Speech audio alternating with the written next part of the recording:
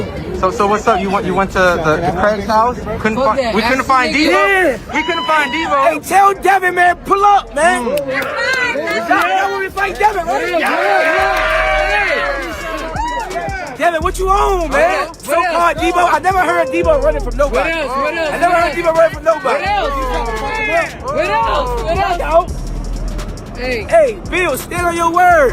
Hey, can y'all look? Tell Bill, stand on his word. What else? Tell Bill, stand on his word. What you doing with Devin, nigga? So from the looks of things, you had an eventful Sunday on Twitter with Ryan Garcia and Rolly Romero. Let's start with Rolly. What's going on? Yeah, I mean, Rolly said what he said on Twitter, and he basically stood on it. His manager reached out to us, and you know, what a solid offer, something that made sense for me and my team, and now we're starting to negotiate. Devin Haney just dropped a massive hint in his latest interview with Max Kellerman. A shocking fight with Rolando Romero could be next, and here is the crazy part: just 1 month ago, Haney was preparing to face Keyshawn Davis. Dev already said he got a hit list. He said he got a hit list. Garcia is on the hit list. Keyshawn, he said, is on the hit list. Everybody on the hit list. But after his fight with Norman Jr., and think about this, this dude Dev, man. Tim Bradley is not holding back. He is clearly frustrated and says Haney is not fighting the names he called out. Even the huge rematch with Ryan Garcia for 2026 now looks uncertain. Meanwhile, Bill Haney takes a direct shot at Keyshawn and reveals why the fight is falling apart. Man, listen, I go in my email. He'd be playing, though. No, he'd be playing. I'm texting. He didn't even have to. No. Keyshawn, you know you didn't have to fight this guy that you fighting right now. You know you could be fighting Devin next, right? Yeah. You know that, right? I'll show the email. Didn't know that. No, what? I'll show you the text right now with him. You know what I'm saying? This fight has been building for over a year. Keyshawn Davis has been pushing for it nonstop, especially after his brutal knockout win over Jermaine Ortiz. He made it clear he wants Haney next. You're at 140 pounds, but you said you might not be here that long. Who's on your hit list next? Everybody. Devin Haney. Why is that the fight for you? His father in my DMs keeps screenshotting stuff that we saying. I don't know what he's screenshotting it for, but Devin Haney definitely on my hit list, and we making that happen 2026. But now everything has changed. Team Haney seems to have moved on looking for new challengers. Bill Haney is frustrated again, saying Davis went completely silent during negotiations. Again, now listen. I said, I'm not fucking with him. I said, no, I ain't fucking with him, right? He went and did the brick. He did the brick shit. He went on the tear. I hit him in the DM. I said, do you want to negotiate? Do you want to negotiate this? You talking about you looking for Devin and you're Craig and all that. He said, no. I said, you want me to call Jay? He said, yeah, call Jay. So you asked Keyshawn after the brick video if he wants to negotiate, and he said no, he directed you to Jay Prince? Yes. So did you talk to Jay Prince? No. I talked to Jay. I talked to the attorney at Top Rank about it, but I was already talking to him about Xander. This is no longer just business. This is personal. The tension keeps rising, and the 2026 mega fight is slipping further away. You about to get that Haney on your next Man, he ducking me, man. I stood on my business, and you know, Bill ain't stand on his, so. Oh, you already know. The only thing I can do is take two to tango. You know what I'm saying? Two to tango. Okay. Yep. Keyshawn, how does that fight go down, man? You and Devin Haney. I'm knocking Devin Haney out. That's why I ain't hear from him. And here's where it gets deep. This rivalry did not start today. It goes all the way back to their amateur days. They trained in the same gyms around legends like Floyd Mayweather Jr. and Shakur Stevenson. According to Davis, Haney never respected him. He treated him like just another kid. That disrespect turned into something much bigger now. Davis is obsessed with proving him wrong. Situation with you and Dev. Yeah, I never fuck with Cuz. Why? Because Cuz never fuck with me. On what tip? Bro, it was like times where me, I was always around Shakur as an amateur and shit. So Shakur introduced me to Floyd, Devin Haney, all that type of shit. So there's a hell of times I'm around Devin Haney, and 24 fitness, playing basketball, regular shit before niggas became celebrities type shit, or just who we are today. And nigga just never showed, nigga never even looked me in my eyes. Nigga never showed me respect. Like nigga never, Shakur always like, yo, this nigga Keyshawn, this, that, third. He be like, for real? That nigga still a kid. And like, he just never gave me my respect. He sunned you. You know what I'm saying? So it's like, bitch ass nigga, you know goddamn well, nigga. What's the situation? After destroying Jermaine, Ortiz Davis wasted no time. He called out Haney instantly. Fans went crazy. Social media exploded. Haney tried to stay calm, saying he has many options, but Davis fired back hard, calling him scared and hesitant. How does you and Devin Haney end? How does that fight go? A knockout. Say less. I just have a question for Keyshawn as well. Keyshawn, you feel this is a one and done type of thing at 140 for yourself, or is that only for the Haney fight that you want to move up? No, me and Eddie Hearns was having conversations also about Lewis Crocker. You know what I'm saying? I would love to go to the UK and fight him in the UK. Main event, of course. And I would love to fight Lewis Crocker as well. You know what I'm saying? So it's not just for Devin Haney, but he is on my hit list. Do you think you'll fight again at 140? Yeah, for sure. You know, Dalton Smith is there too. And I just, you know, he cool. He just dapped me up, told me congratulations. He a good dude, you know what I'm saying? But he got that strap that I want, you know what I'm saying? And I'll fight Dalton Smith in the UK too. And just when things heat up, Bill, Haney jumps in again, Absolute accusing fever Davis pitch. of chasing attention instead of earning the fight. I feel like maybe Devin hasn't responded to Keyshawn since, you know, the whole... He did say that he'll take Lil Bruh in any order, but listen, I'm not listen. It's me. I'm not paying Keyshawn no attention. You dig? Because listen, every time that I talked to him, I told him in his face. I said, "You didn't have to fight this fight. You could have talked to me, and we could have been making this thing happen." Right? He told me. He says, "I know." He said, "I know." He said, "I said, okay. I got you in the DMs. I got the DM on your word on it, right?" I said, "When you get through fighting, is Devin next? Do you want to fight Devin next?" He said, "Yes." And then he switched over and said he wanted to fight Crocker. I saw that. I said, "Crocker?" I said, "Oh yeah, I ain't fucking with you." I said, "I'm not fucking with you ever again." Now listen, I said, "I'm not." I said, "Nah." I said, "I'm not fucking with him." I said, "No, I ain't fucking with him." Right? He went and did the brick. He did the brick shit. He went on the tear. I hit him in the DM. I said, "You want to negotiate? You want to negotiate this? You talking about you looking for Devin and you're Craig and all that?" I said. He said, "No." I said, "You want me to call Jay?" He said, "Yeah, call Jay." So you asked Keyshawn after the brick video if he wants to negotiate, and he said no. He directed you to Jay Prince?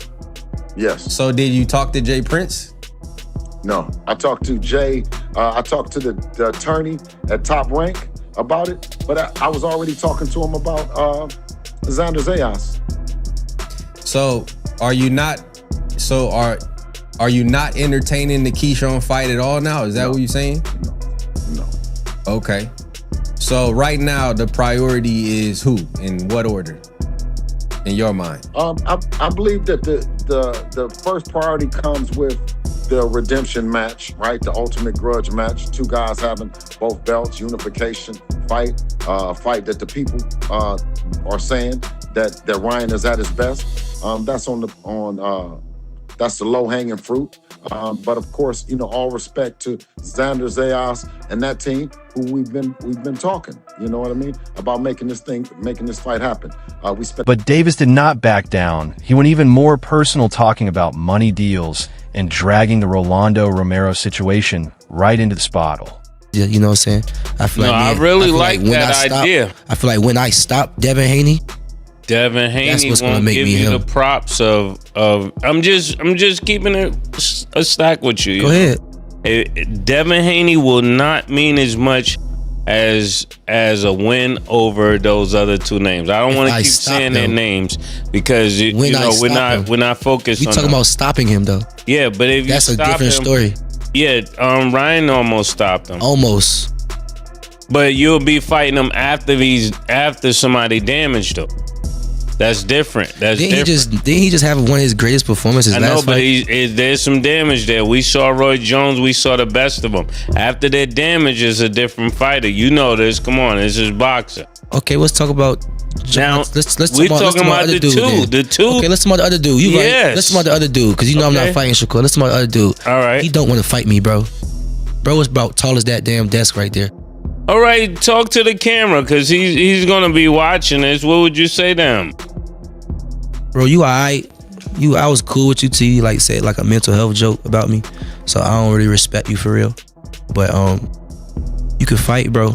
You could fight, but you know since I was 16 and you was like 20 something when we sparred, you already knew what type of time I was on. And now that, you know, I'm in this position and I'm all grown up now.